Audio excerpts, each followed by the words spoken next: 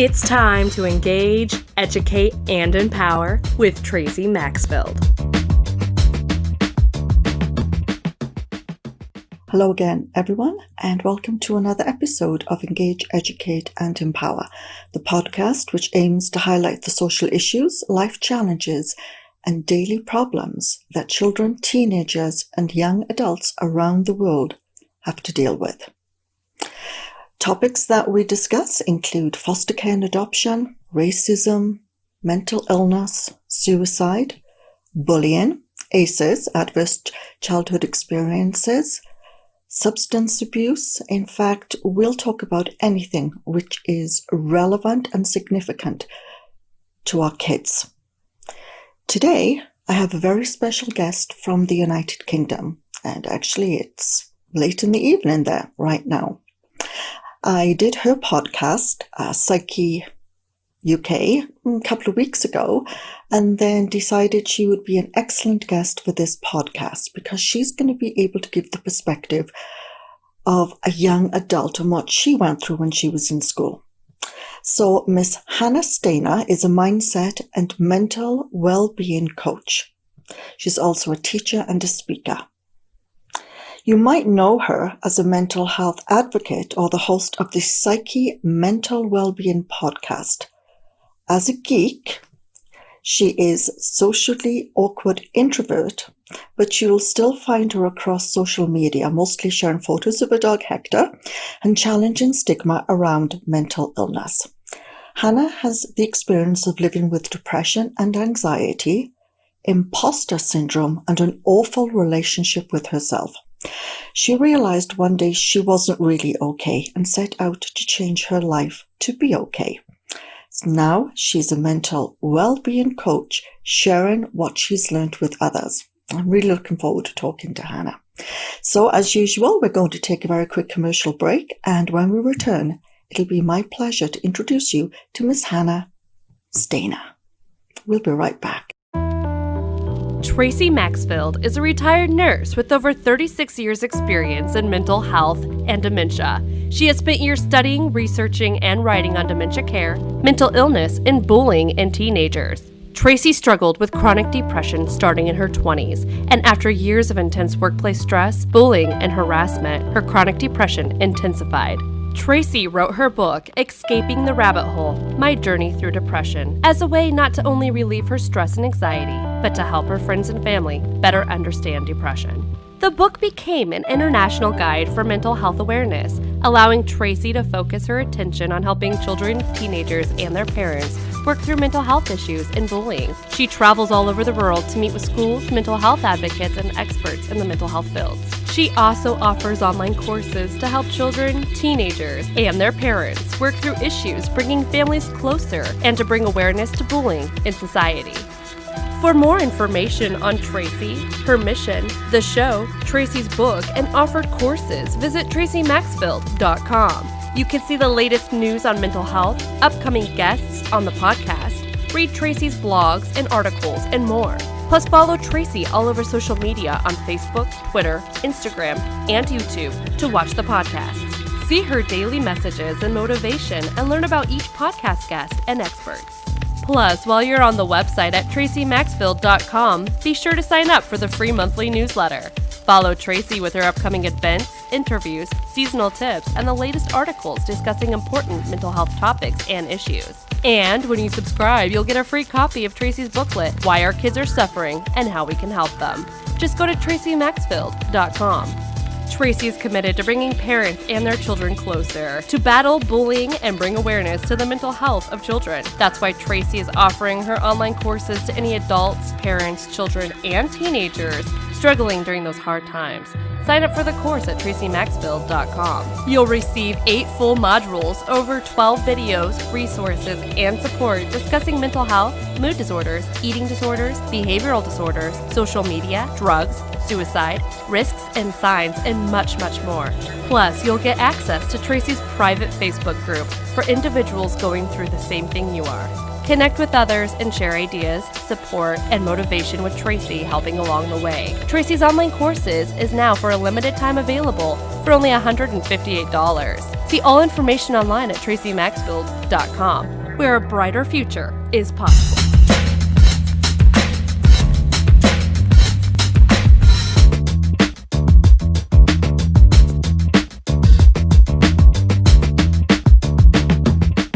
And welcome back, everyone. And as promised, it's my great pleasure to introduce you to Miss Hanastina, live from the United Kingdom. Hannah, welcome. It's such a pleasure to have you. Thank you so much. It's a pleasure to be here. So in the intro, I did do a quick mention that we're not strangers by any means. I had the pleasure of doing your podcast. Let me see. That was in April, I believe. Yes? Yes. Yeah, March or April, yes. Yeah. A little while ago now. And so, of course, when my podcast was up and running, we decided let's have a Brit to give her perspective of living with a mental illness in a different country.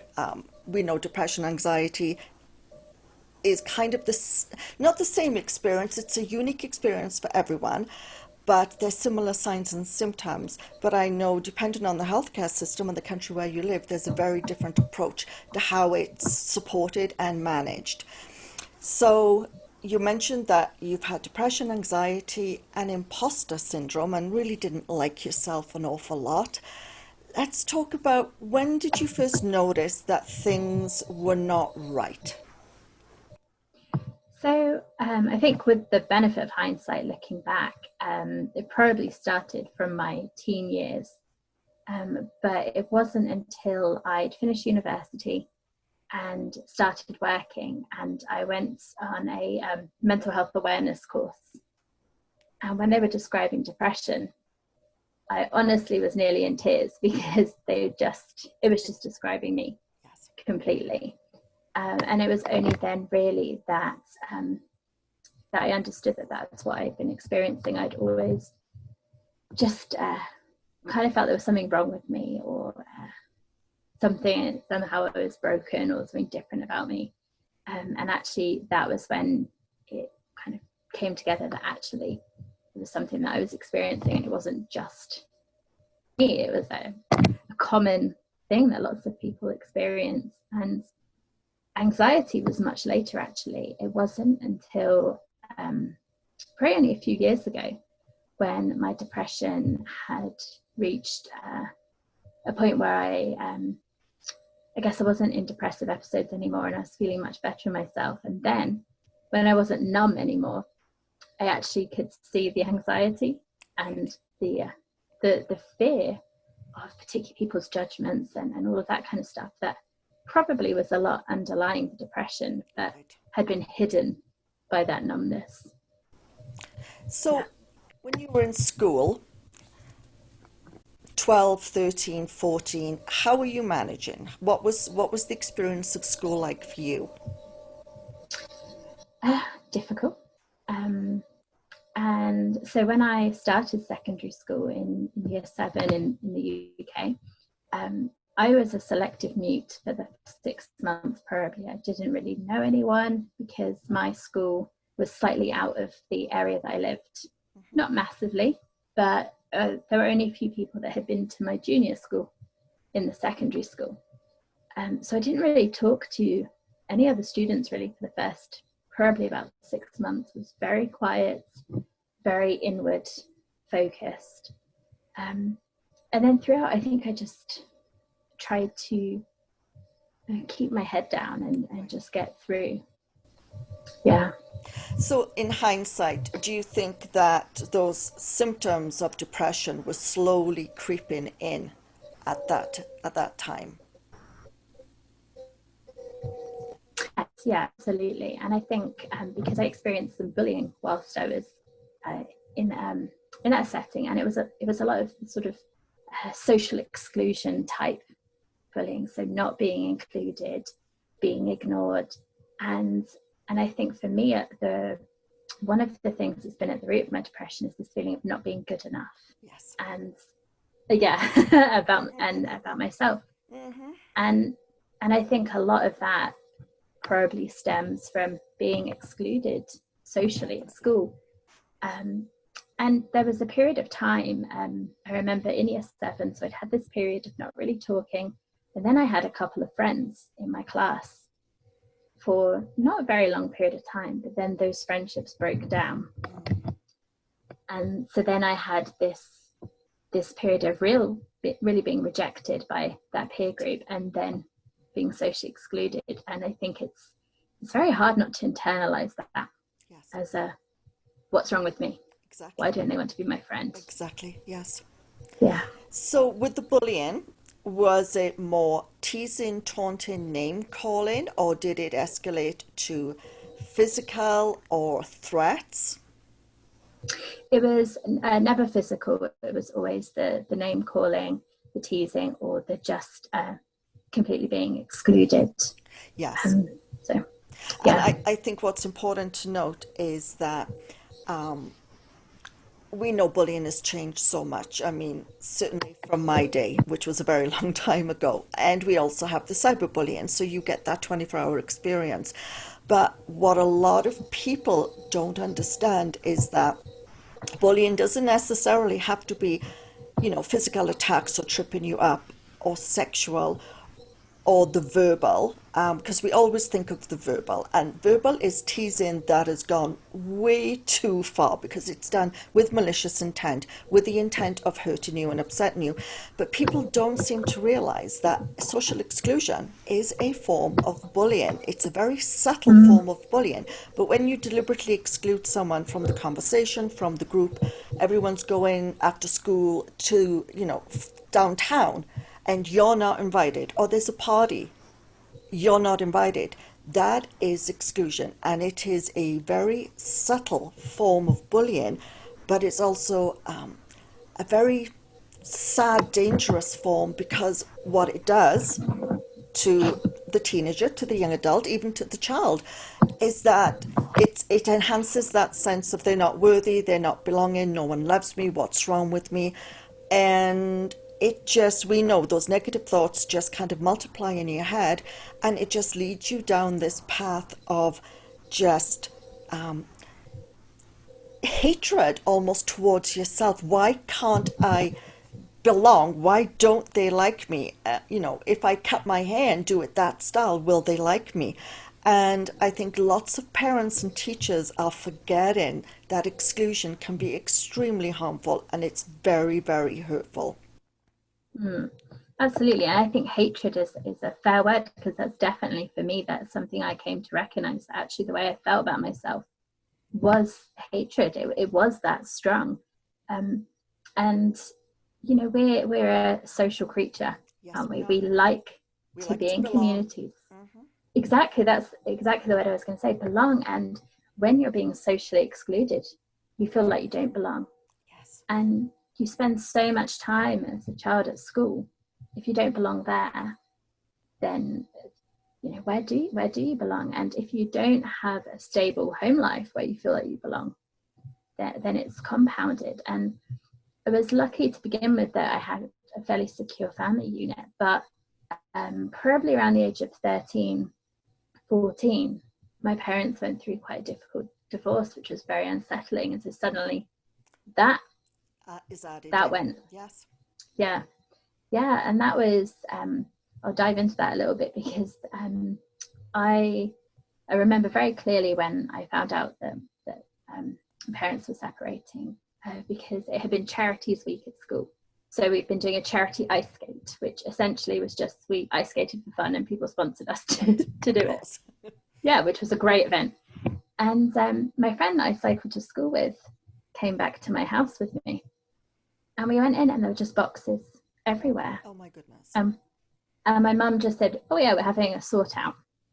He left, and then it was actually, we're moving. So my dad was working away from home at the time. So he didn't actually know that we'd moved, because my mum, at that time, it was not so connected as we are now. And so he didn't find out for a couple of days. So it was just a really unsettling time. And we didn't move that far, but I'd lived in that house since I was 3, I think. It was what I knew. And my school was still the same, but it wasn't necessarily the most supportive environment there. Right. And suddenly home was really unsettled as well. And I had a lot of issues from that whole relationship breakdown and that upheaval that took me a while to work through, because divorce can be really unsettling. And Absolutely. And in fact, I'm not sure if you're familiar with ACEs, Adverse Childhood Experiences. So they're traumatic, stressful events that happen as we're growing up. And one of the factors is the divorce or separation or death of a parent is a traumatic event. And we know that, unfortunately, divorce is so common now. It's, I think lots of people enter into marriage knowing that they have a back door out if they want to, which, in many situations, if there is abuse, neglect, if there is danger, lots of different things, then yes, for the child's safety and well-being, it's probably the best move, but you still have to handle it properly. And I don't think, even to this day, many parents understand what a torturous experience it is for a child, for a teenager, because you can't help but blame yourself. Part of you looks at yourself and say, is it me? Is it because, I'm not fitting in and I'm excluded? What is, you cannot help but feel you contribute to it, because ultimately, as kids, we want to help solve everything. We want our parents to be happy. And I don't think many people understand the detrimental impact that has, especially when you're going through other things, you're feeling excluded at school, you're being bullied. I mean, you're getting this onslaught. At any time, did you feel like you wanted to run away or you wanted to harm yourself? so I I did consider running away once, and I had a plan. I was going to stay with my friend, but I'm such a people pleaser. Yes, I then was worried about upsetting my mum, so I just Yep. stayed at my friend's for one night, and then and then came home. Um, and I definitely did think about the kind of harming myself, but I didn't go too far down that route. Not in the way that most people would kind of think of it, I guess. And I had friends at the time who that was their way of coping, that was what they did quite visibly. Right. One friend, but no, it wasn't something that I really went into. I very much just shut down. Right. Was my way of coping. Yeah. So obviously you were able to get your schoolwork completed because you end up going to university, yes? What did you study in university? I studied international relations and politics. Isn't that interesting? Okay. No, but it's very interesting because of, your teenage years and what you were exposed to and what you were feeling, and then you go into a course. We know politics is all about relationships, negative, positive, and so I think that gives you a very wide perspective of different ideas and attitudes. So the imposter syndrome. It's only lately they've actually been talking more about imposter syndrome, because lots of us always say, oh, we didn't feel worthy, or we're having good things happen to us. No, that's not me.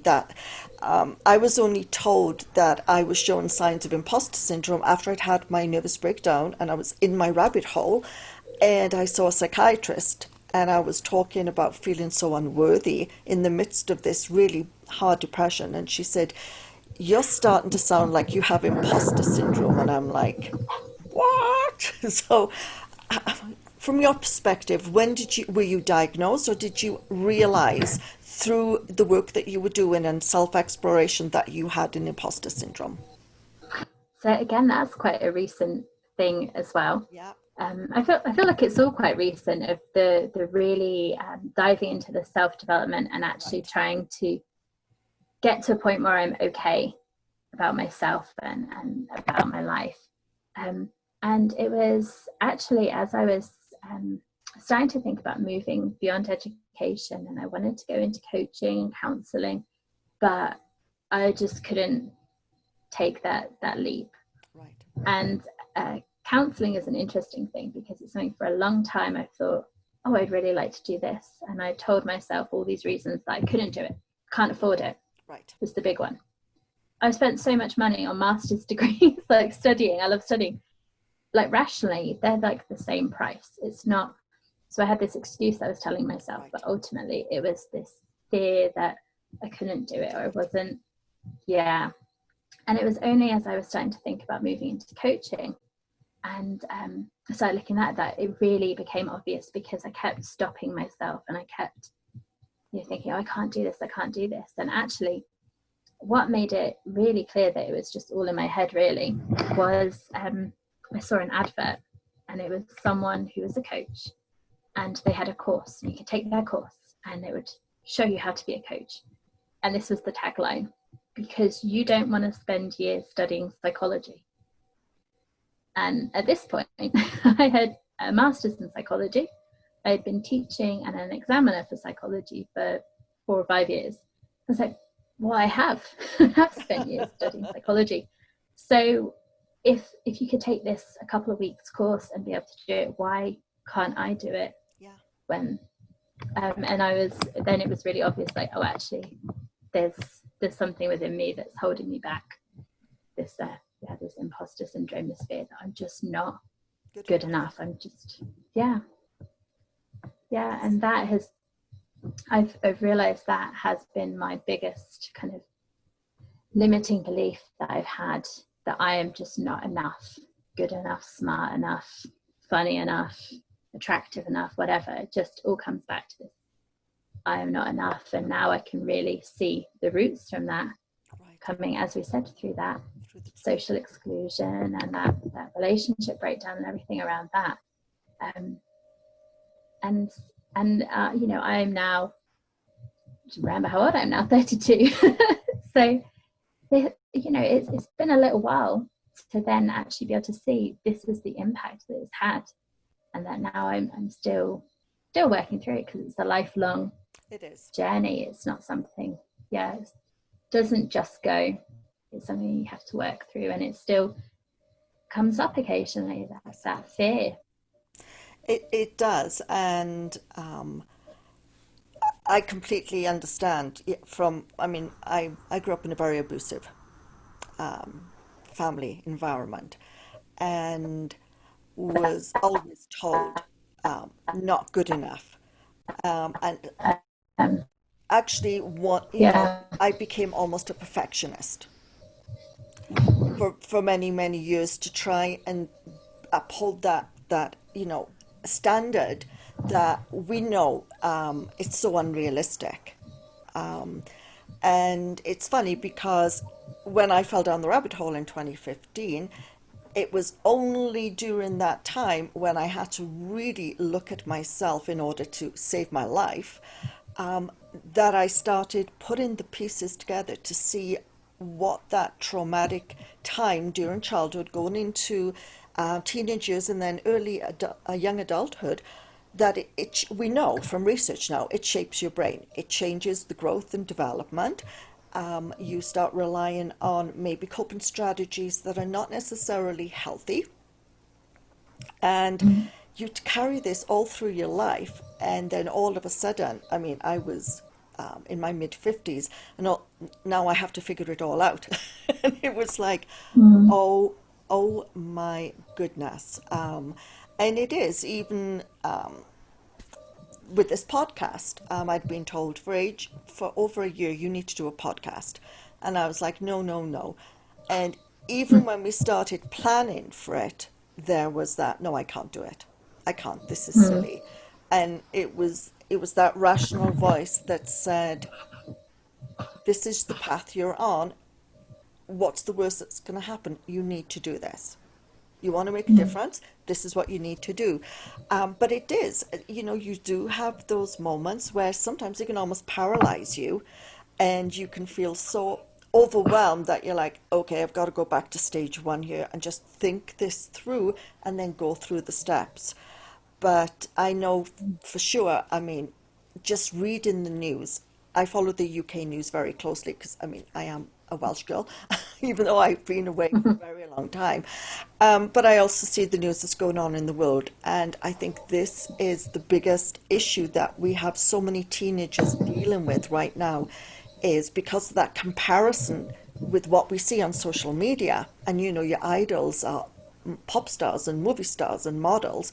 It's that never enough. I'm not good enough. I will never be good enough. And the lengths they go to try and be accepted. And it's sad and it's scary, because I think this is why we're seeing such a huge increase in bullying and mental illness and substance abuse, self-harm, suicide. It's all, you know, interconnected, definitely.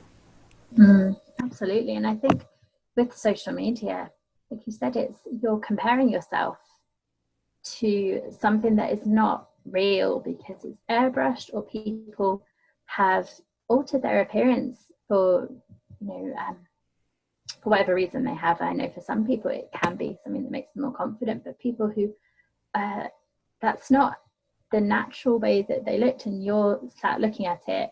And I just think, you know, when I've got a day and I'm tired and I haven't got any makeup on, which is, to be honest, most days, but and I kind of feel like I'm not looking my best. And if I look at someone who's got a full face of makeup on and they've airbrushed their picture, of course I'm not going to feel that I look good enough, because, you know, they don't look like that without all of that. You know, and that's the challenge. And I think what's been sad with the, you know, the isolation that ensued with the COVID-19 pandemic. In Canada, fortunately, we went on voluntary isolation, so that was good. In the States, some states went on mandatory and lockdown. I know it was more in the UK. It was mandatory. I mean, there were very strict rules. You know, you'd only go out once for exercise, and you had to stay within a certain perimeter, and you could only go to the store for essentials. And then there was so much people, you know, so many people being reported. And a girlfriend of mine who is a retired nurse in Wales, because she has so many health ailments, she went on I think it's the 4-month isolation they did, isn't it? They had to stay. And so we have kids that went through this isolation. So there's a huge disconnect from their friends, and we know that friends are the most important thing when you're growing up and you're a teenager. But what really struck me as inappropriate was so many celebrities, who then also had to go on isolation, were posing pictures in their home of themselves in underwear and bikinis and sunbathing by the pool. And I know somebody made a dig and said, and they obviously carry their own makeup team with them who live in their home, because they, you know, they were just perfectly made up. Or even if they said, this is a naked selfie, and they're showing their face, and you look at them going, no, no, no, no, no. You know enough to create nude makeup, right? Which will still enhance the features. And it's so disappointing, because I'd hoped that they would be inspiring to teenagers that are following them, you know, and showing that they're getting down to what life is really like doing their own cooking and yard work and cleaning, and, you know, homeschooling their kids. But instead, they're bitching and complaining that they're just so exhausted and they need a glass of wine, and then they're posing in their underwear in the bathroom, and you're like, really? So once again, you know, kids are saying that. And it's like, well, even in isolation, their lives are great. And it's so disappointing. I think it's even that disconnect. They're in this massive house with a pool and a lovely garden. And we've got a small garden, and we're lucky to have that, because I know people who don't even have that. And that's right. And we've had some lovely weather, which is nice for the UK. We've had very warm sunshine the last few days. And actually, if you were having to isolate, you can't go outside really, just your once a day, you're not supposed to sit in the park. And then these celebrities are lounging by their pool. It really, I don't know, it just makes you feel it's really unfair, or they're it is not, yeah. And I think it's very disrespectful. You know, because again, teenagers are emulating them. They want to be them. They follow them. They trust what they're saying, what they're doing. And they're sending the wrong information out there. And even though, they'll step up and say, oh, you need to self-love and be worthy of yourself, that's great. But you're not actually setting examples to encourage these kids to do that. And that's what's so disappointing. I mean, every time I put like the Daily Mail or the Daily Mirror to catch up on British news, there's the sub column and it's nothing but bikini pictures. And it's like, really, they have no idea they have no right to complain about the confines of social isolation compared to what they're living in and to what regular, normal, everyday people are. Because we know that now there's flats and apartments, so many people don't even have the luxury of a garden. We're moving into high rises. And so it's like people are existing in small boxes, really, and you don't have that freedom and that privacy. And it's sad. I'd hope that there would have been this time would have been a change where, teenagers maybe reconnected online with their friends, but also reconnected with their siblings and family about values and what's important. And there's lots that have, but the majority, I think, are on that social media and just watching what the Kardashians and everyone else is doing. Yeah, I think it's very difficult for children as well. I have some friends who've got younger children who are maybe 6 or 7.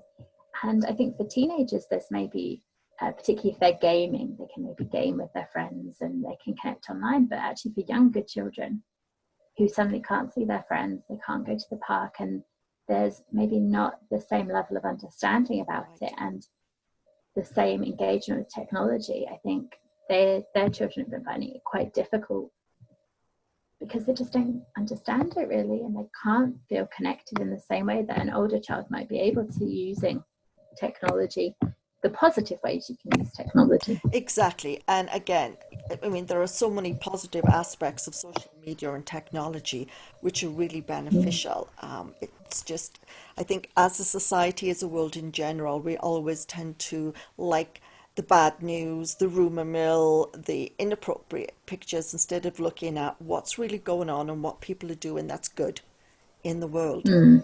So with your depression, when you finally realized after you attended that class and you thought, oh my goodness, I know what's been wrong with me for all these years, I have depression. What strategies did you then implement to try and move you out of that stage into, I call it more the chronic remission? Because when you have depression, sometimes for some people it's a once, in a lifetime and you're good and never again. But for the majority, it sets in your brain, and during really stressful times in your life or challenging times, out that little voice comes and you go down that path again. So what did you find helped you? So quite soon after that, I had a course of CBT through work. That was very lucky because the waiting list to get it on the health service, I think for at least a year time. Yes. Yeah. And then I went on antidepressants, which I've been on a few times, off and on. But to be honest, I don't think I particularly managed it that well. When I was depressed, I had a few periods where I had a depressive episode, I'd call it, maybe 3 or 4 of them. Some of them I recognized it was coming. Right. For the later ones, I could see, this feels familiar. And then I was more proactive of going back to the doctors and getting medication. There was one where I don't think I managed it at all. And at the time, I thought I was coping really well. I was going to work and I thought I was doing fine. I had this mask on when I was at work and no one knew. Of course. But actually, subsequently, I'm told I was just like a robot. So, and I would sleep so much after it. So I wasn't really doing anything apart from taking my medication. I just sort of weathered the storm, I guess. And then I guess my most recent episode, I went to the doctors. They had me see a mental health nurse, which was something just the local practice had, which was great. And she wasn't a doctor, she wasn't a counsellor, but it was someone I could go and just check in with, who could do my meds, could check how I was.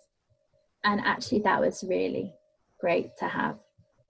And at that time I really I guess was getting to know myself more broadly, and starting to think about how I felt about myself, and trying to recognize some of those underlying things. It was the first time I think I really was looking at the impact that these things we talked about had.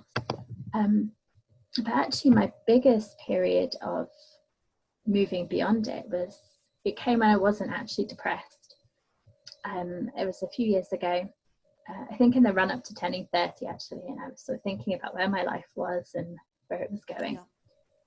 And I looked back on the past 10 years, and I thought previously that I'd had periods of depression and periods when I was okay. And I looked back and I was like, I wasn't really okay for any of it. I wasn't in a good place for any of it. So I need to do something about that to be okay. And it was that recognition actually of some of these issues about them not being enough that I needed to look at. And actually, I think because I wasn't in the midst of a depressive episode when I tried to tackle them, actually it was easier, still challenging, but easier, because for me, my depression, what it looks like is completely withdrawing from everything that I enjoy. I'm tired, I'm numb, I'm empty, I don't feel emotions, I feel really disconnected. Yes. I want to shut myself away.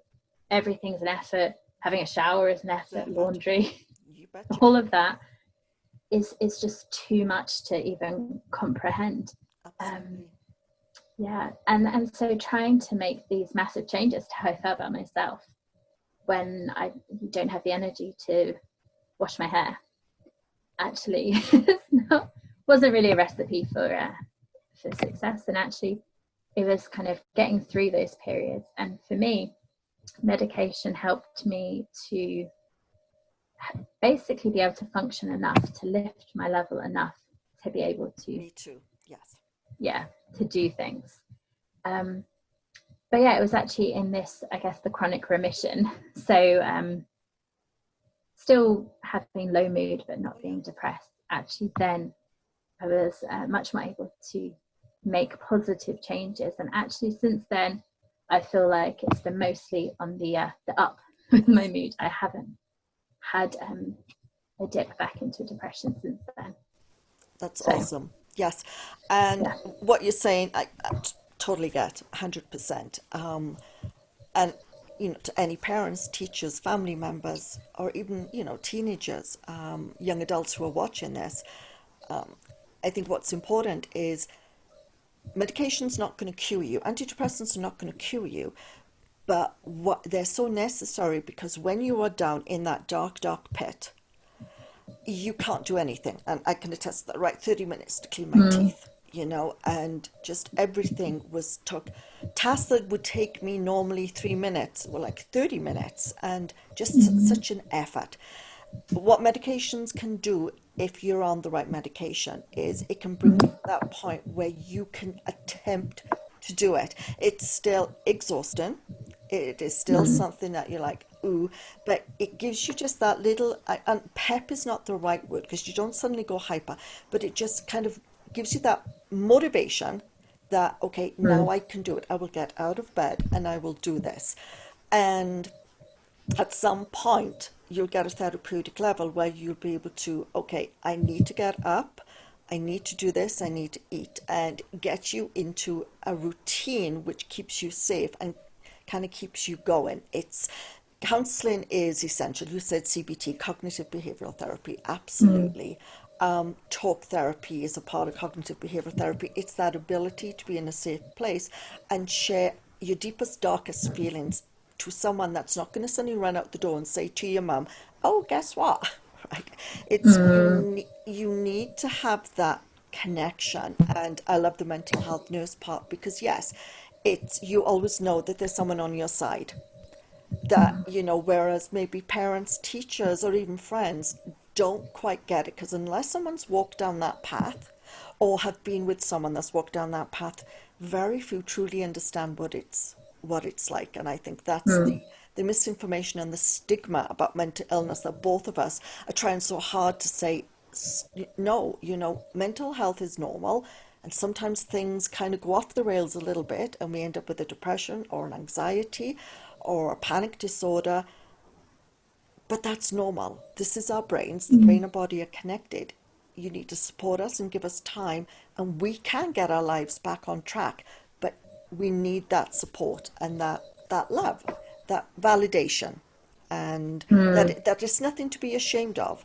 We know that, depression is it's a global pandemic, for want of a better word.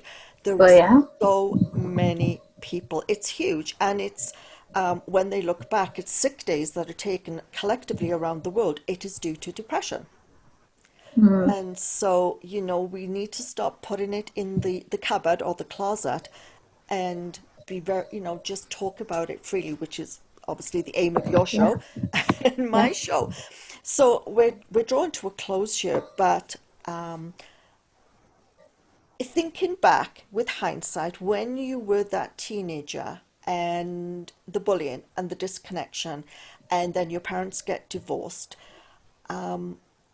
is there anything that you think now may have helped you? I think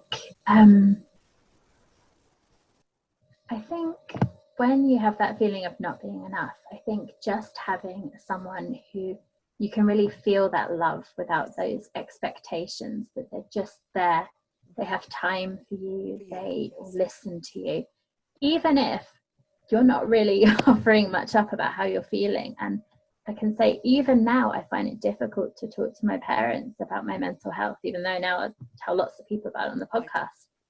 And I think it's tied into this thing of not wanting to upset them, not wanting to burden them, and the shame. So, if someone had just been really explicitly there, listening, that I know you're going through a tough time, you can talk to me, I'm here, I love you, all of that, even if they weren't really getting much back from me because it's quite shut down. Actually, I think that's what I needed, that space, that to be heard, to be seen, all of that, which is something that's been so beneficial when I've had it as an adult. But I think, for parents that are listening, and if they're trying to get their child to talk to them about how they feel, it's a really difficult thing to talk about how you feel. You might not even understand how you feel. You might have shut down those emotions and don't really know. But still being there. And it might be finding someone who is not such a close member of the family, or possibly professional, that the child can speak to, because that actually, having that bit of separation can really help to feel more comfortable to talk. And one thing, and this is more from my teaching background rather than when I was younger, if I can share that, I worked with young people who were struggling to process their emotions. And there is something amazing when you just have something like a board game or some distraction activity. You're just playing the board game, and then while you're doing it, just like, oh, how was your day? Or, oh, that thing that happened, what was that about? Because that face-to-face conversation can feel so overwhelming. Yes. Mm-hmm. So actually, we're just playing a nice board game, we're having a good time, and without any emotion from the adult, just tell me about this, tell me about what happened. And actually, you may find that your child opens up a lot more without that pressure of that face-to-face conversation. I actually love that you say that, because I totally agree. And this is what I say all the time in the podcast is, as adults in the world, we all have a responsibility and a role to play in kids' lives. Even if you're not a family member, you could be the neighbor, you could be the coach, you could be the lady in the post office, or, someone who just out mowing their lawn. Be that role model, be that person that's there, because sometimes kids are unable to go to parents, especially if they live in a really harsh environment. But be that person that they know that if things are going sideways or they just want to sit and talk or problem solve, that you're going to be there. And most of the time, kids actually don't want you to solve their problems. They want you to listen to them, and then you can pull from them. So what do you think may work? And most of the time they can figure it out themselves, because kids are smart and they've got some out of the box ideas that you and I may not even think of. But I love it, resonates with me, because this is what I keep echoing all the time. Be that adult, be that person that is there for a child, teenager, young adult, even if it means just sitting there, throwing a ball, or just planting in the garden, or just going for walking the dog and just sitting down. And you can regale some story from your past. It gives the opportunity for that young adult, that teenager, to start opening up, because they need to feel that it's confidential and it's trusted. You have to have a trusting relationship, and it comes back, and it's such a gift to be able to share in their life and accompany them on this journey. You're doing something wonderful. So I love that. It's a perfect segue to the commercial, is be that person that will be there and listen, and no judgment. Just and validate and show love. I love it, Hannah. Awesome. Absolutely. So, words of wisdom to anyone out there that is struggling with imposter syndrome, anxiety, depression. What would you say to them, having come this far and learned this about yourself and other people? What would you say? I think, and we've touched this one already.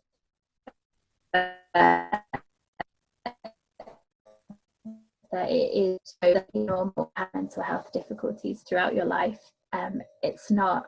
I think there's a lot of shame around mental health, and we can quite often think there's something wrong with us, and there is nothing inherently wrong with you or broken. It's and this is quite an often used phrase, but I'm going to say it anyway. This idea that if something goes wrong with another part of your body, it's fine. There's no shame attached to it. But when it's the brain, that it's like you're responsible for what it's doing, and I agree. it's not under our conscious control. It's not. So just remember that there's nothing inherently broken, wrong. It's normal, and actually probably more common than you think. Actually, people don't talk about it, and there are probably lots of people you know who have had challenging times with their mental health. And the biggest thing I would say is that it is really difficult to ask for help, but it really does help to reach out, to connect with other people, to talk about what you're going through, and that there is hope that you can move through it. And I love the idea of the chronic remission, because I think it's something that I know for myself. It's always going to be there. It can always come back, but I can manage it. Yes. So I know now what my warning signs are when it's coming. I know the things that help me to manage my mood and to feel better and to move through it. And I know I've been through episodes before, so I can get through them again. So 100% agree. Yeah, so it's I just really would like to leave people with some hope, I guess, that even if it feels really difficult now, it will pass. It will. Yeah. It will, and that you're not alone.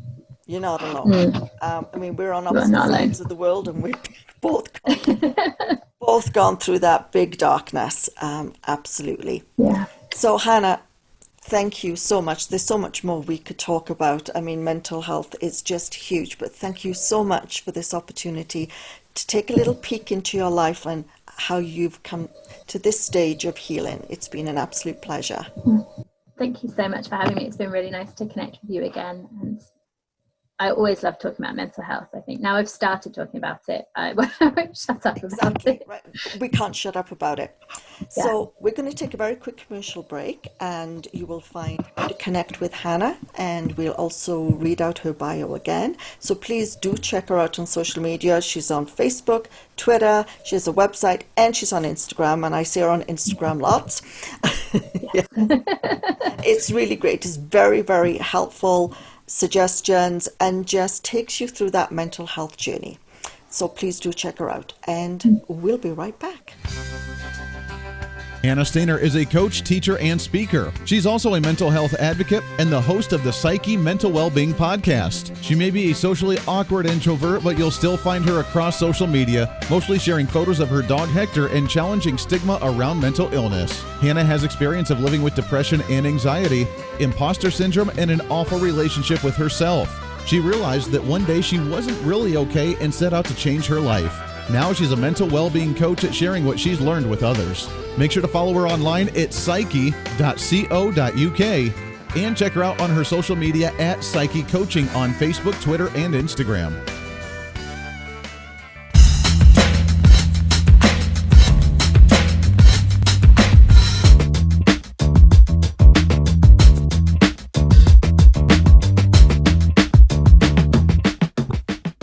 Welcome back, everyone. I hope you enjoyed this week's podcast with Hannah. Really informative and helpful information. And it's really great when you talk with a guest who's on the same page. We're all out there trying to make a difference and to correct the misinformation, the myths, and the stigma that is attached to mental illness and needs to go. So please have a good week. Stay safe and stay well. And join me again next Thursday, 5 o'clock Eastern, for another episode of Engage, Educate, and Empower. Have a good week, everyone.